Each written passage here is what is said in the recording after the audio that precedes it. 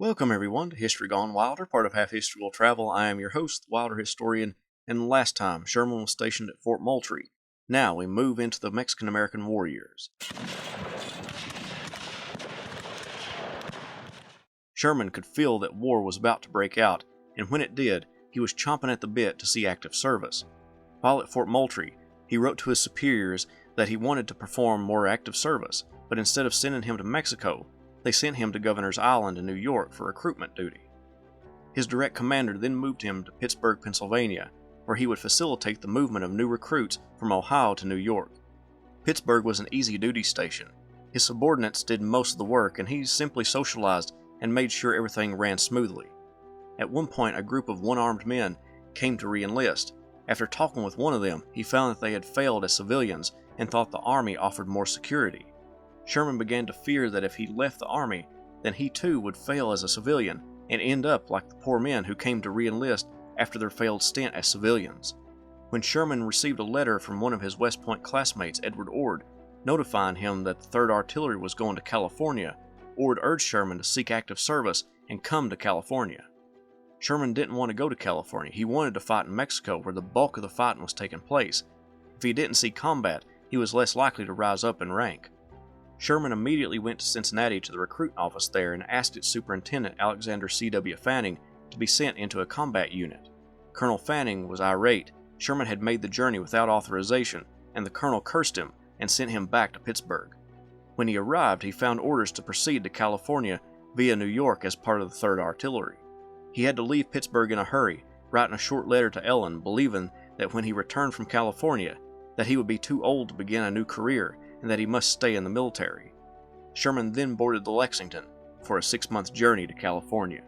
He roomed with Edward Ord and spent most of the time on the upper deck. On board, he didn't experience seasickness, but he did get a heaviness in his chest, which he feared was tuberculosis, but it was probably caused from his cigar smoking and his chronic asthma. While on the Lexington, Sherman read and reread books from the personal libraries of other soldiers and wrote letters home. He also commanded a group of soldiers who helped the sailors with the ship, since the crew was so understaffed. Also on board was Henry Halleck, a very intelligent West Point graduate who had recently finished writing his book entitled Elements of Military Art and Science. Sherman recalled, when others were struggling to kill time, Halleck was using it in hard study. When the sea was high and the ship was rolling, the sky darkened so that daylight did not reach his stateroom. He stood on a stool, his book and candle on the upper berth, and a bed strap round his middle secured to the frame to support him in the wild tossing of the ship. Because seafowl regularly made an appearance on board the ship, some of the Army officers would bait hooks with leftover pork and cast onto the deck and reel in sea pigeons and albatross. Sherman referred to it as fishing for birds. When the ship crossed the equator, the ship's captain had Sherman perform a ritual for those who did so for the first time. Sherman placed his hand on a holy rock, just a hard stone used for scraping the deck. The captain anointed him with salt water, and Sherman recited a humorous oath to always act as a true son of Neptune. Sherman then had the other soldiers do likewise. The ship docked in Rio de Janeiro, and Sherman would happily disembark to explore the city, tasting new kinds of food, attending operas, and taking in the sights and sounds of the city.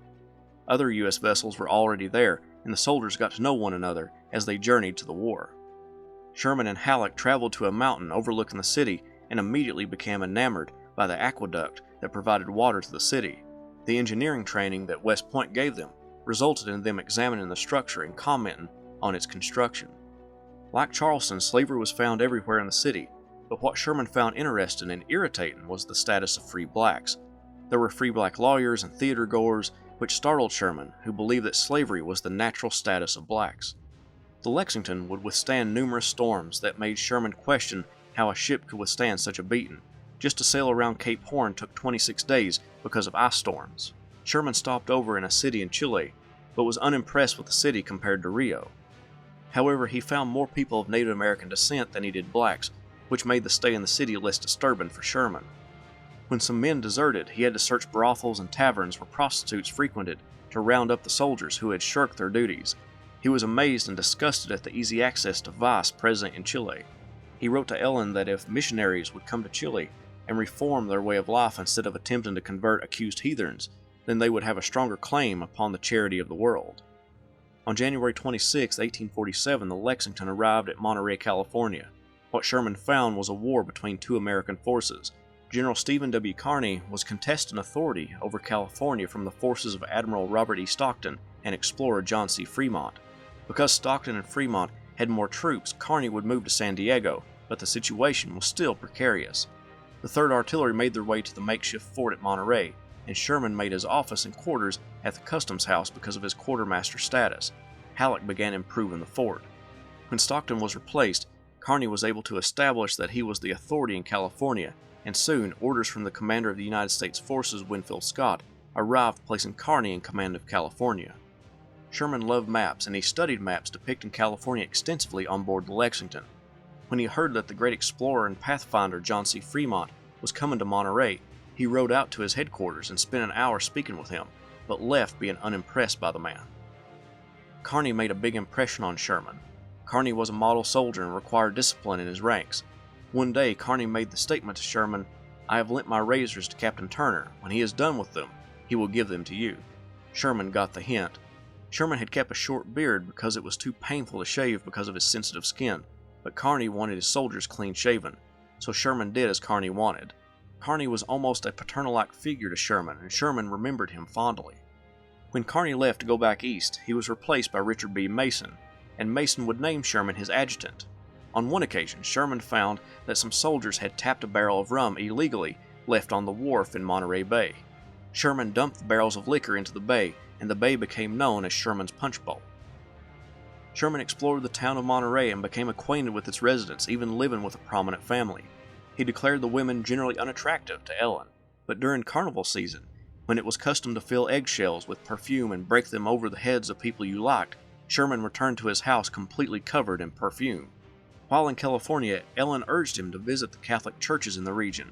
Sherman did as Ellen asked, but was more enamored with the architecture of the buildings than the actual services. He would visit the mission of San Juan Bautista, where during Mass Sherman stood at the door with his carbine in hand, rather than go in and participate. When he visited the poor sections of Monterey, Sherman confirmed to himself that the war with Mexico had been just, stating that Californians had not done justice to the country, and by a law of nature, it has passed into hands more enterprising, if not more honest and happy. He hated the dry climate and what he believed was the people's lack of initiative, especially when it came to Indian attacks. A California official requested help from Indians stealing horses, to which Sherman responded, "You tell people of your district that if they catch Indians in the act of stealing or of attempting to steal their horses, they should shoot them." At one point, a government officer, elected under the Stockton-Fremont authorities, needed to be replaced. Mason ordered an officer to arrest the official, but he refused because he was planning on resigning and living in the community. Sherman jumped at the chance and took 8 armed sailors, barged into the official's house, and placed him under arrest. Sherman reasoned that with California being under military law, the democratically elected officials could be replaced without elections. Sherman grew frustrated that he wasn't fighting battles like the rest of his comrades, and he fell into a depression.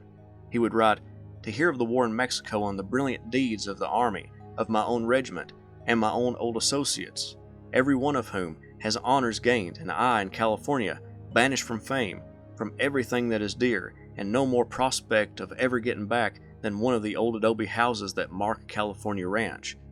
Another time he wrote, "There is nothing new here, no strange events, no hairbreadth escapes, no battles, no stirring parties, no nothing, and this war will pass, and I will have to blush and say I have not heard a hostile shot."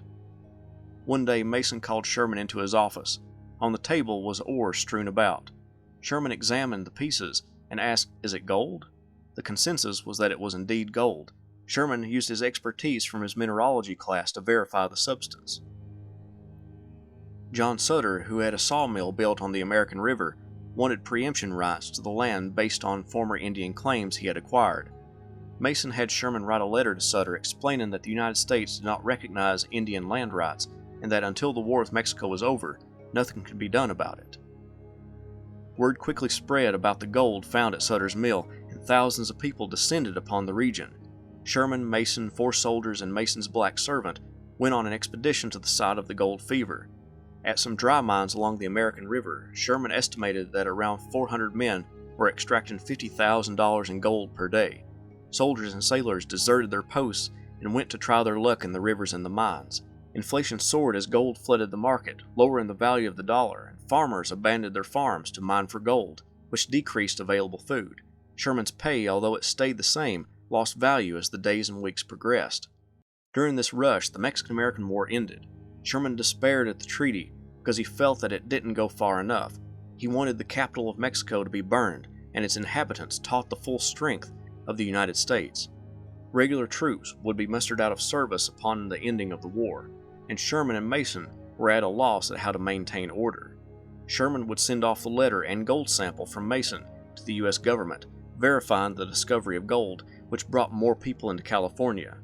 To help capitalize on this influx of people, Sherman, Mason, and another soldier invested $500 each in a store near the mines. It only operated for around 6 months, but out of the $500 investment, Sherman got back $1,500. The spring of 1849 saw Mason replaced with General Percifer F. Smith. Sherman became Smith's adjutant and would move headquarters to San Francisco, but when that place became too expensive for the Army, they moved to Sonoma. When 28 men of the 2nd Infantry Regiment deserted for the chance to mine gold, Sherman led a group of men in the pursuit and capture of the deserters. During this time, he received a 2-month furlough.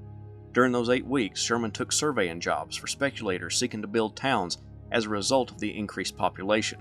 He also bought and sold plots in those cities he surveyed. By the end of the 2 months, he was $6,000 richer.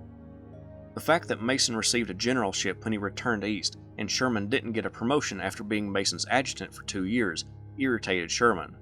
He told Smith about his plan to resign, but Smith convinced him to stay in the service. During the last half of 1849, Sherman was extremely busy. He sat in on the Constitutional Convention for California as Smith's official observer.